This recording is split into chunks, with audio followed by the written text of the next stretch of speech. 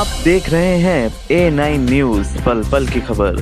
आज मुरादाबाद स्थित पुष्पांजलि में पूज्य सुधांशु जी महाराज का आगमन हुआ।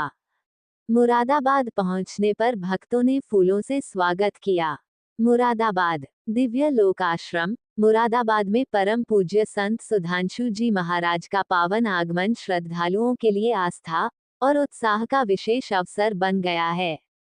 उनके स्वागत के लिए आश्रम परिसर को आकर्षक ढंग से सजाया गया है और बड़ी संख्या में श्रद्धालु उनके दर्शन के लिए पहुंच रहे हैं।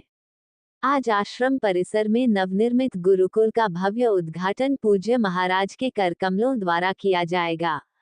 इस आयोजन को लेकर पूरे आश्रम में उत्सव जैसा माहौल है। महाराज श्री के मुरादाबाद पहुंचने पर गुरुकुल समिति के प्रधान CA प्रवीण कुमार, विश्व जागृति मिशन मुरादाबाद के प्रधान रचित अग्रवाल सहित अन्य पदाधिकारियों ने उनका आत्मीय स्वागत किया।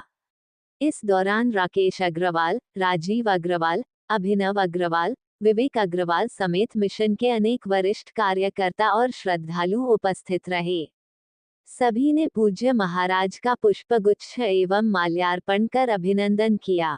विश्व जागृति मिशन के पदाधिकारियों के अनुसार नवनिर्मित गुरुकुल का उद्देश्य विद्यार्थियों को आधुनिक शिक्षा के साथ भारतीय संस्कृति, वैदिक ज्ञान, नैतिक मूल्यों और आध्यात्मिक जीवन का समन्वित शिक्षण प्रदान करना है। गुरुकुल में विद्यार्थियों के सर्वांगीण विकास पर विशेष ध्यान दिया जाएगा ताकि वे समाज और राष्ट्र के प्रति अपनी जिम्मेदारियों का सफलतापूर्वक निर्वहन कर सकें।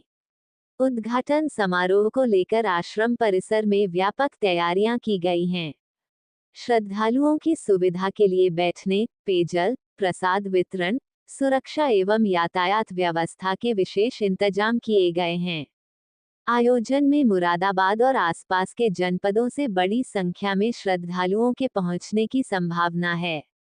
आश्रम प्रबंधन ने सभी श्रद्धालुओं से समय पर पहुंचकर इस ऐतिहासिक एवं आध्यात्मिक आयोजन का हिस्सा बनने की अपील की है। मुरादाबाद की धरती पर आपका फिर से आगमन। ये केवल औद्योगिक नगरी ही नहीं है, उत्तर प्रदेश का ही नहीं पूरे भारतवर्ष में बल्कि मैं कहूँगा पूरे विश्व भर में अपनी एक पहचान रखने वाला नगर है और मुझे लगता है कि सबकी मुरादें पूरी करने वाला नगर है। ऐसे नगर में जितना प्रेम और सौहार्द और एकता और संगठन बना रहेगा तो यहाँ का कार्य भी आगे बढ़ेगा और सबको समृद्धि मिलेगी, सबको काम मिलेगा, उन्नति होगी।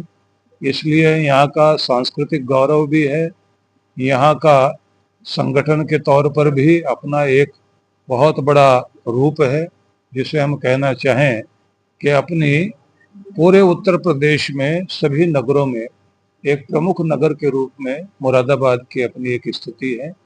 तो मैं सबसे पहले तो ये चाहूँगा कि मुरादाबाद ऐसे ही फले फूले और इसकी उन्नति से पूरे विश्व भर में हमारी पहचान जाती रहे। तो ये पहले तो मैं मंगल कामना करना चाहता हूँ। कांवड़ यात्रा की शुरुआत हो चुकी है।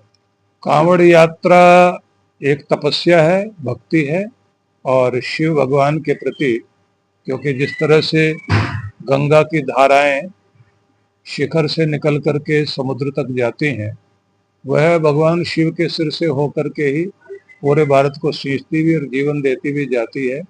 इस समय एक स्थिति होती है, आदि गुरु के रूप में माना जाता है भगवान शिव को।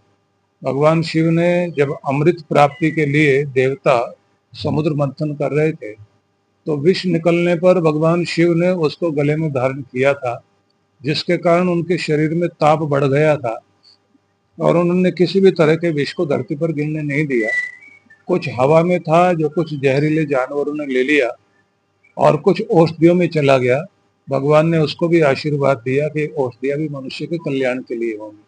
लेकिन उस समय पार्वती माता ने देवताओं की तरफ कठोर दृष्टि से देखा कि आप सब ने इनको हलाहल विष तो पिला दिया अपने अमृत प्राप्ति के लिए, पर इनका ध्यान नहीं रखा।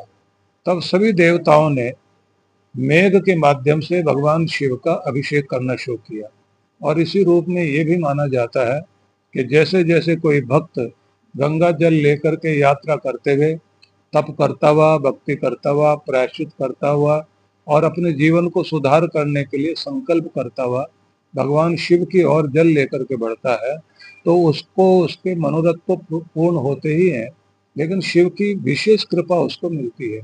इसलिए ये 1, 2, 1000, 100 लोग नहीं, लाखों लोग जिस प्रकार से चलते हैं, पूरे विश्व में इस प्रकार की साधना, इस तरह की तपस्या दूसरा उदाहरण नहीं मिलता।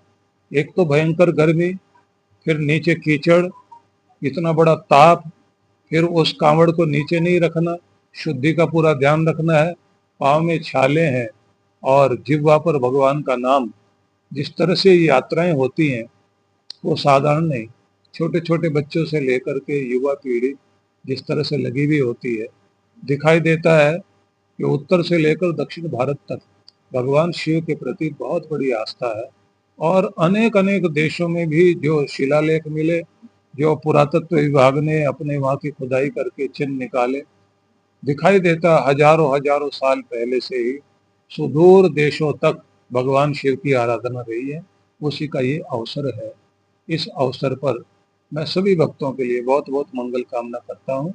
और मेघ तो इस समय भगवान का अभिषेक कर ही रहे हैं, हम भी अपनी श्रद्धा और अपने प्रेम को भगवान को अर्पित करें।